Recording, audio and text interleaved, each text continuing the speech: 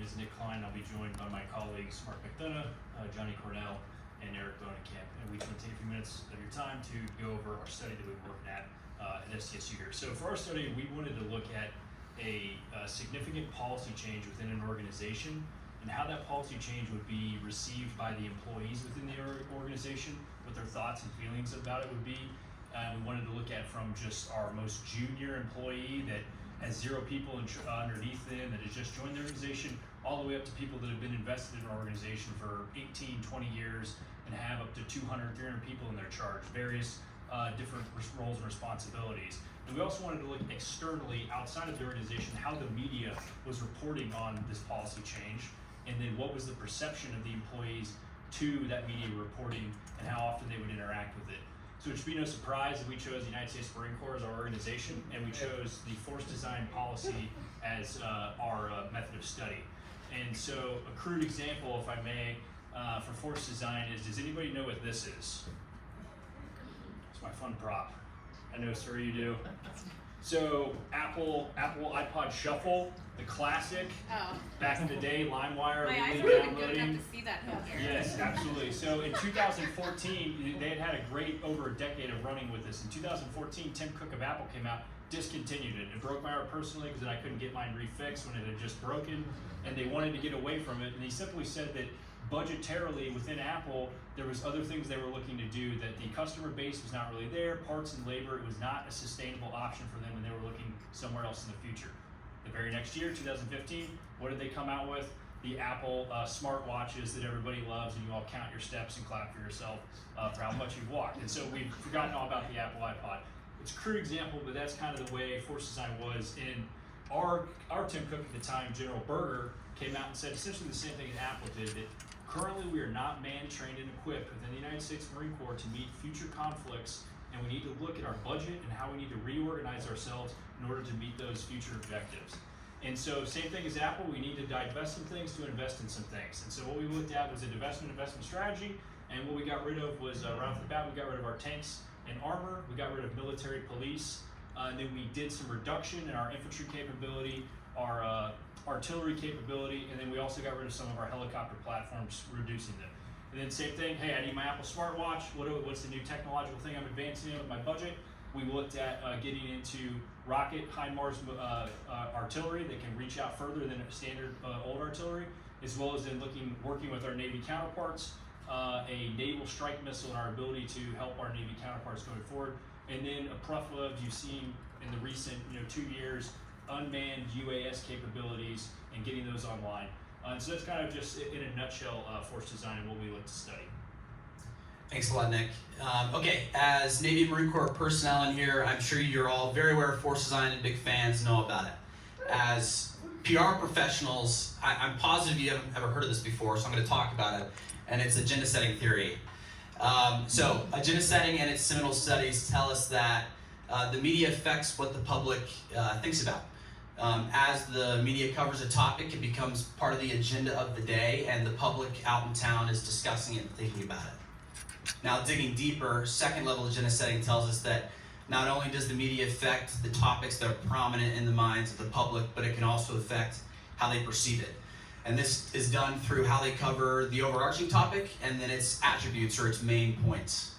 Now, as researchers, how do we get at agenda setting and understanding it with respect to our topic? You gotta do a couple things. First, you gotta build your object and its attributes, and for us that was easy. It was force design and the major policy changes to the Marine Corps. And then you gotta look at the media and its coverage of the topic. And to understand this, historically we would measure the time and space that a topic got in news, or you'd even measure the weight of the news clippings, right? But now we do content analysis. And so we do this content analysis of all the media coverage, and we have a data set that helps us understand how the media covered the topic and its attributes, to what extent and what fashion.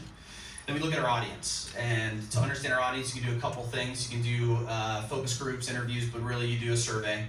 And so you survey your audience, and with that data set, now you understand how the audience understands your topic, what are the attributes they've heard of, what are their opinions and knowledge levels. And so for us as a group specifically, we focused on second level agenda setting and attribute salience in the minds of Marines. Force design has received extensive coverage in national news outlets, military trade publications, and there's been a ton of internal communication And at the end of the day, what we want to know is, as those messages are sent from Big Marine Corps down through traditional media or internally through the organization, were the messages actually received by Marines? And then if so, what effects did they have? Did it increase their knowledge level? What is their perception of force design as a whole? So we conducted a content analysis first to establish the news media's agenda as far as force design is concerned. And then after establishing the media's agenda in relation to force design, what we did is we conducted an online survey. We did this survey by canvassing online social media affinity groups. So these are groups on platforms such as Facebook and Reddit, for example, where they're non-official, they're non-DoD affiliated. However, we know that they have a high propensity, high proportion of Marines congregating on there. And so this is where we chose to canvass and post our Qualtrics link in order to get survey responses. And then so when we get into the actual survey, looking at the actual survey, so the first thing we wanted to find out is, okay, what kind of media are Marines consuming about force design? How are they learning about this? Is it from official media? Is it from trade publications? Is it from Marine Corps social media, etc.?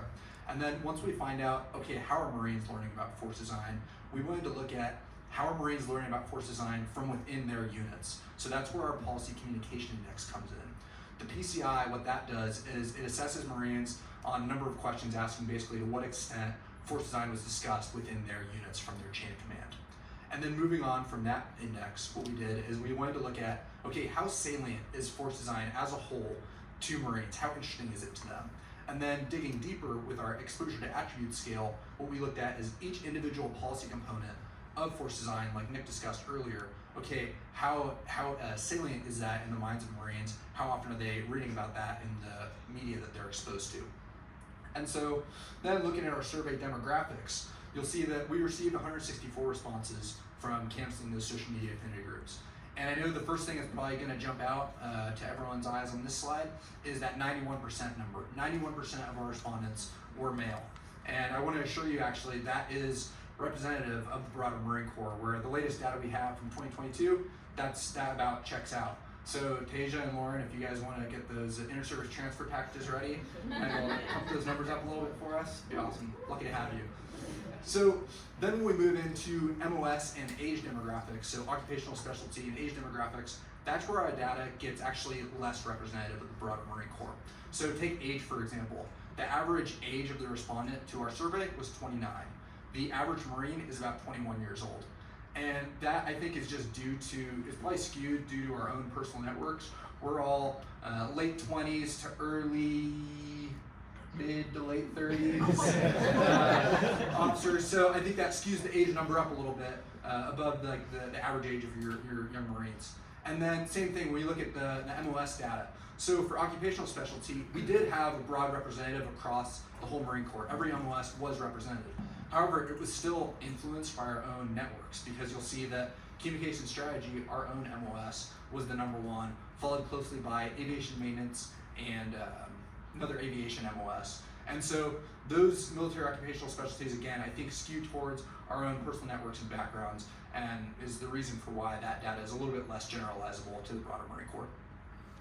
Hey, good afternoon, everybody. I'm Eric. I'm going to be discussing the results, so if you can bear with me for a few minutes. I'm going to remind us what we're talking about with first and second level agenda setting in the context of force design. So first level agenda setting, we're talking about the object, which is force design itself, and the salience of that object in the minds of Marines. And then second level agenda setting, we're talking about those attributes associated with force design. So those things that Nick had discussed earlier, HIMARS, naval integration, policy changes that are happening, divestments, investments. Then we need to look and see, with agenda setting, is the media or policy communication circles, the chain of command, are they transferring those attributes down to the Marines? And if so, how is that happening? And that was the purpose of the content analysis. When we look at first level agenda setting, we need to establish this first before we move further in. In order to do this, we adopted what previous agenda setting researchers had done, which in the survey we asked the question, what are the 5 most important problems that are facing the Marine Corps today? And once we received all those responses, then we categorized them into 8 distinct categories. So things like talent management, equipment, Marine Corps culture, command climate, and of course, we looked at force design. Then we looked and we did some statistical tests, Pearson chi-square test to be exact, and we looked to see if there was any, not correlation, but there was any statistical significance between Marines who consume information from the media and whether or not they listed force design in the top 5 of the most important problem question.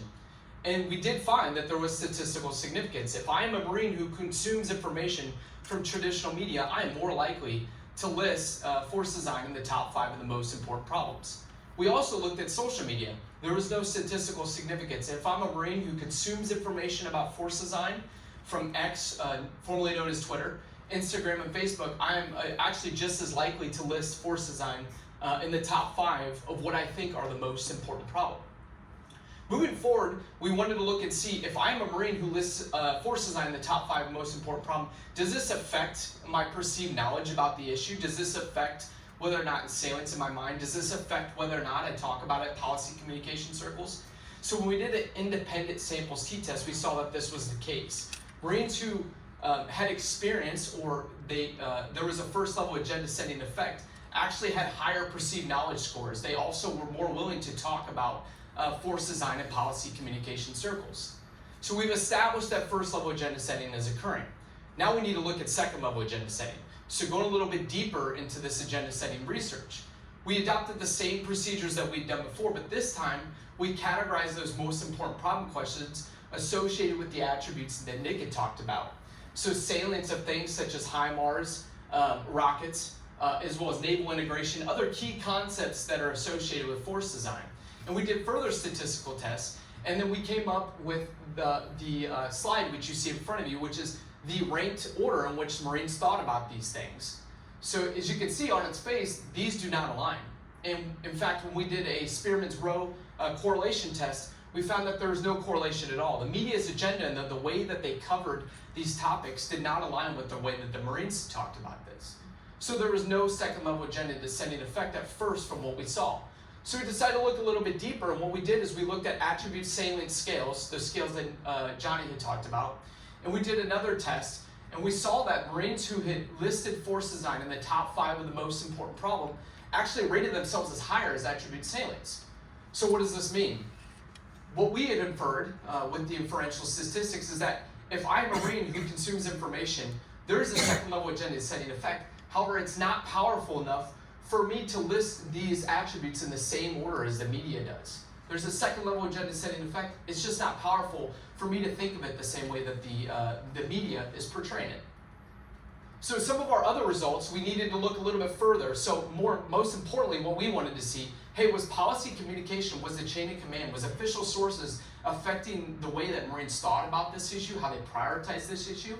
And so what we did here is we did a statistical test and looked at the chain of command. So when we did that media consumption questionnaire, we also asked Marines, hey, do you consume information about force design from your chain of command, from Marines.mil, from your other Marines or peers?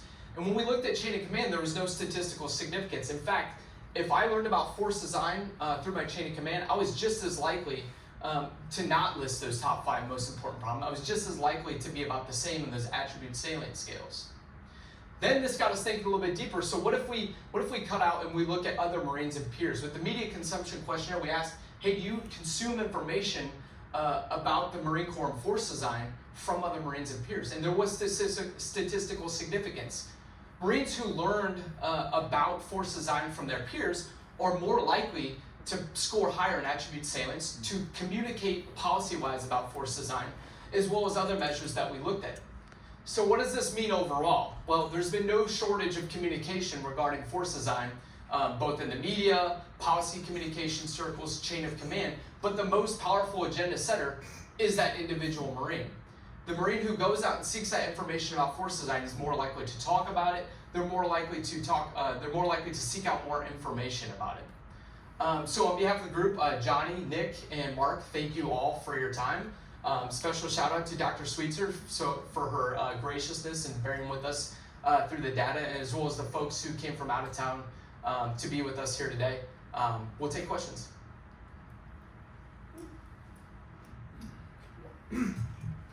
Why did you target junior Marines for your respondents? So we didn't target junior Marines specifically, sir.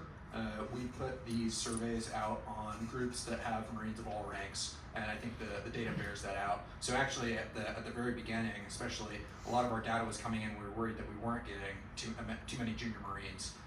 So that's when we stepped up, we found some more social media affinity groups to post our survey in, and we pumped those numbers up for the E5 and below crowd, basically. So it seems like the Marines are best at telling their own story to other Marines. So if you go to another job and maybe the Pentagon and you have a new force design, are there any thoughts on how we can improve that kind of internal communication to get more salients out there? Yeah, it's a great question, and I thought about that. I think it comes back to, well, we've even had, I don't want to do this example like safety stand-downs, but when you have the junior Marines or those lower level echelon leaders that are out in front of the people daily, that are seeing them, you're not a general or the combat who's obviously not going to have time to see every single individual Marine carrying the water for you and making it interesting. That's where you're going to get the most impact, is those direct line supervisors, just like in any organization. Out in the corporate world, that's the person you see every day. So if you can get that person carrying the water and believing in the process, that's where you're going to see the most fruit from what we found, is those people at the coffee mess actually talking about it, and not necessarily an official command policy that we release and then somebody reads it and they kind of don't. And obviously, I think to your point, sir, is that Lance Corporal doesn't maybe necessarily read it, that junior Marine. So how do we get the information there? I think it's through that direct supervisor approach. Yes, sir. So, based on your results, as I understand with force design, the biggest critics are retired Marines, like the group Chapter 2. So doesn't that pose a major problem then? Because what you're saying is, because Marines listen to other Marines, this retired group of generals definitely have powerful sway because Marines, right? So I guess, in your opinion, how do you counter that? If you are PAOs from the Marine Corps, how do you essentially try to not push back on retired generals? But that seems like a major problem. I think so. When we looked at the content analysis, Mark can speak a little bit more to this because he was our content analysis guru. But it looked like most of the coverage actually evened out. We talked to the CD team earlier, like, hey, we're looking for neutral, and when you look at the content analysis, it was pretty neutral. Even when we had quotes from Chowder Society Squared, it was largely neutral. In the questionnaire, we had thought about it in the questionnaire, but the questionnaire actually asked other Marines and peers. Like, it was very specific about saying peers. So that's a good question. It wasn't something that we exactly looked at, but it did level out. It was neutral, and we had thought about that in the survey. Hey, we want to know, are you learning from your peers, not necessarily those older retired folks? Hopefully that answers your question. Not all retired people are old.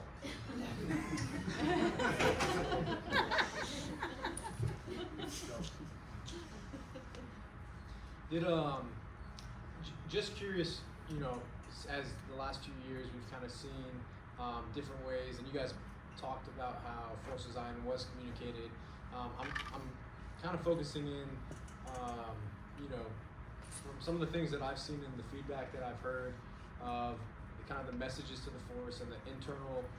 What your findings found was that Marines listen to other Marines, especially kind of within their peer group or chain of command leadership. And so, throughout your guys' findings and studies, how did some of the stuff that like if you're paying attention right now, like Sergeant Major of the Marine Corps, the Commandant, and I know General Berger didn't do as much as General Smith, but how did throughout your findings, kind of some of the internal messaging that the Marine Corps did, kind of impact those results, if that makes sense? Yeah, sure. I think I can answer that. So we did content analysis on both traditional media coverage and also Marine Corps press releases.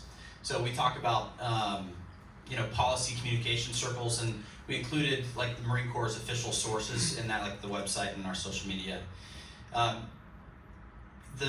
Where I think we can answer your question best is looking at our survey data. This is all self-reported from the Marines, and so what we think should take place is the Marine Corps adjust to the actions taken by those lower enlisted Marines, as they prefer to hear it from these individuals, and that, according to their opinion, is most effective. And so for us as an organization, it's about designing internal communication strategies that actually use those tactics to reach out and touch them. I do have a little bit of a further point too, which is going to be interesting. We're going to provide this data to the communication director, but it's in our paper. We didn't present